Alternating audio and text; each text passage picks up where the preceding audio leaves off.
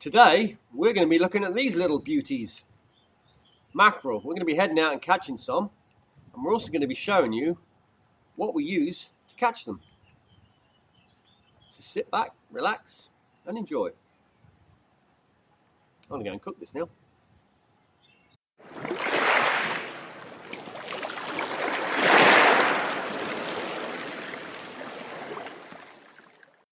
Now, some of you will have seen this before, but I'm showing this for the benefit of the people that haven't, because I get asked this question all the time on the videos. So I thought I'll make an up-to-date video on it.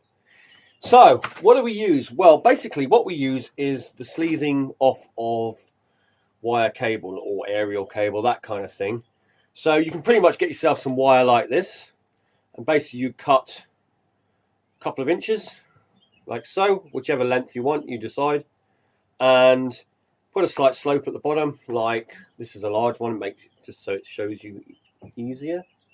You'll see there's a slope, and then all you've got to do afterwards is just literally push your line through there, tie your hook on, slide it down, and there's your lure. And it doesn't matter which one you use. You can use, like I say, thin sleeving, take it straight off of wire, any kind of wire, round ones, flat ones like this, it doesn't really matter.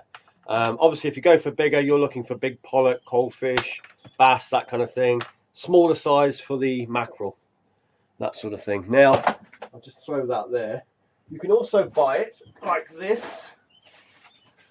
It's basically cable or sleeving or sheathing or whatever you want to call it off of electric cable. Now, you can buy it actually like that with no wire in it.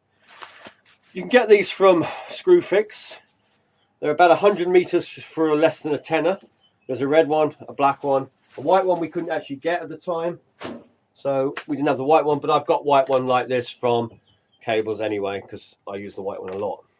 Now, I'll quickly show you how we knock them up. So basically you get a piece of line. This is 30-pound mono. We tie a loop in the end, like that. Now, just for the sake of it, a bit of bent wire, so you can just hook it on like that.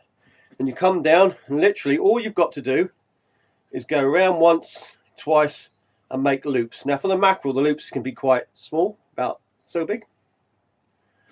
And then you do the next one the same. You take the distance between each time, between each loop like this, hold it, pull out the loop, and then again, 1, 2, and that's it. And like I say, this will work for pollock, bass as well. And so you end up doing that. You put as many as you like on. I normally do about 5, because if you end up with a whole line of large pollock on, they can break the line if you start getting double figure pollock, that kind of thing.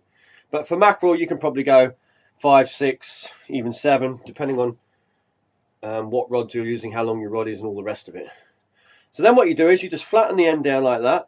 You take a piece of the sleeving, which has already been cut. You push it through the sleeving with the slope at this end where the line comes out. You then get a hook. Now I use something like these here. They're Aberdeen style. These are 4/0s. The 4/0s are ideal for the mackerel. They make your life easy as well for unhooking. Again, people say, I flick them off with ease. That's because larger hooks, and you won't have any problem. It'll also keep very small mackerel off your hooks, or help to. So these are just classic Aberdeen hooks. Then you push it through the hook like that, and just go over the hook like that.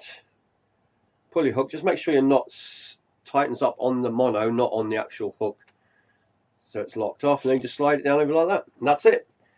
It's as simple as that. And you do as many as you want on a line, and that's your mackerel line. Now, if I was going to make pollock ones, I'd probably use 6, 7, 8/0 hooks, bigger hooks. But mackerel, you want 4/0. You'll still catch big fish on this. You just got to take it a little easy if you get a really big one. You don't bend your hooks out. And that's it. Now, as for colour, white I like to use. We've got purple ones as well. Purple will be very good for deep water if you're in very deep water. And then black and red. Now, black and red I've found absolutely deadly for mackerel over the years. It's one of my favourite combinations. I alternate them. I go black, red, and that's why we bought all that pipe to make mackerel ones. The white ones, they're quite good, like I say, for pollock, bass, and they will catch mackerel as well. But there's something about the red ones, I don't know, it just seems to fire up the mackerel, and They go mad for them. Anyway, there you go. That is what the lures we use. That is pretty much all I use these days. I mean, they're that effective. I don't need to bother using other bits and bobs. And I have used many different lures over the years. And for me, these have always done the business. And of course, they're very cheap and easy to make. Right, let's go out and catch some mackerel on our lures.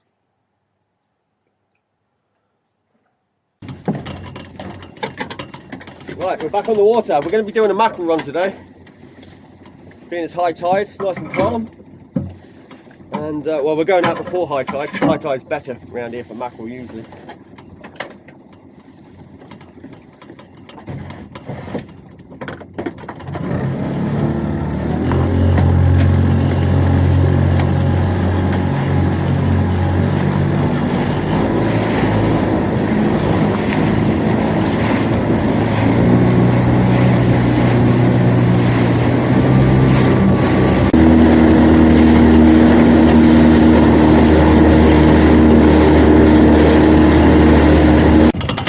Right, we've come out to middle of nowhere actually, not really a fishing mark, but we saw all the birds were out here, and there's, I mean, what did they go out for, half a mile? Oh, easy now.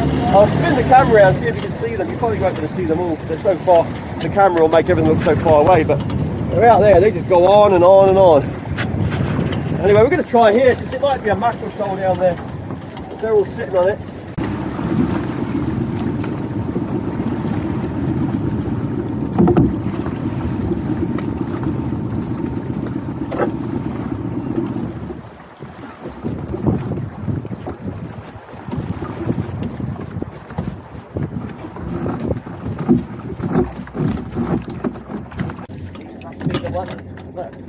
Avoid all the trawlers and everything. These must be sort of a different kind of pattern of.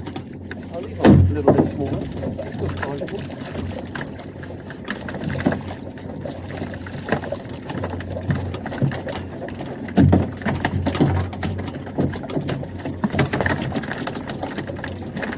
When it's like this, you've just got to get the lines back in as fast as you can because you don't know when it's going to end.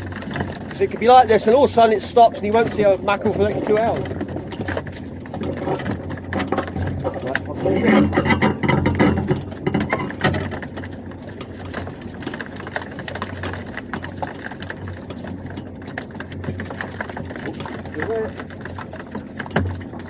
The beauty is we are kind of on a more of a slack water at the moment, so we're holding position. Hold over, yeah.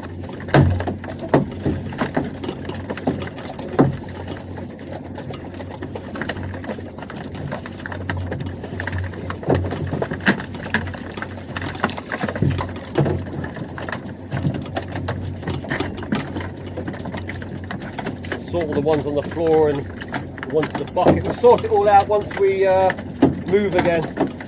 Like I say, we're a bit slow on the drift at the moment, but it's about to turn. It's a spring tide, it's going to turn and it's going to get seriously fast. I mean, really fast out here. About a 9.4 metre tide or something like that. Yeah. One today or tomorrow, top of the tide. Yeah, it's the biggest of the tides. Look, you can go. Oh, that's a bit potential. Bass, maybe? On the white one at the bottom. With a Maybe. little white accent at the bottom. Pollock? Or it's a pollock. That's one as well. The Wow. size of that. Yeah. That wasn't deep either.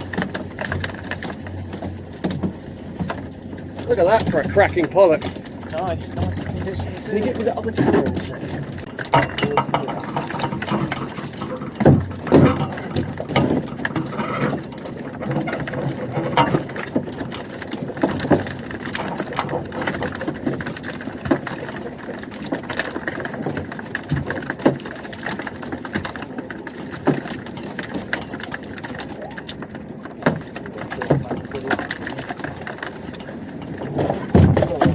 I was going to put a little bit back.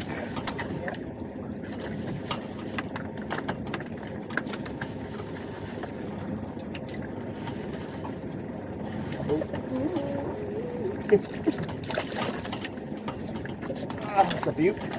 That's why you put one back, it gives you a bit of luck. Yeah.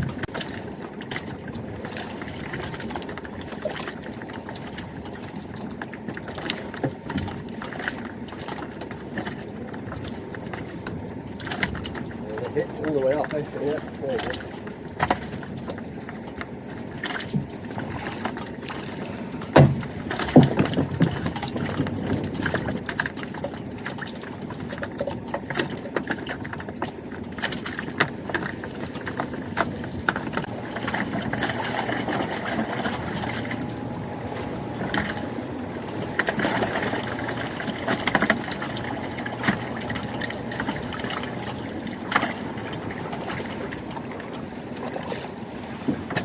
A big one? There's a big one. Yeah.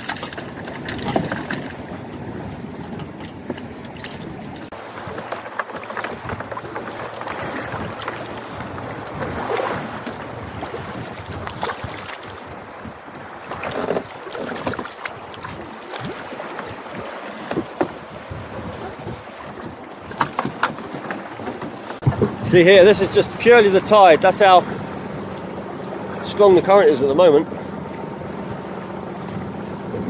Into the shot.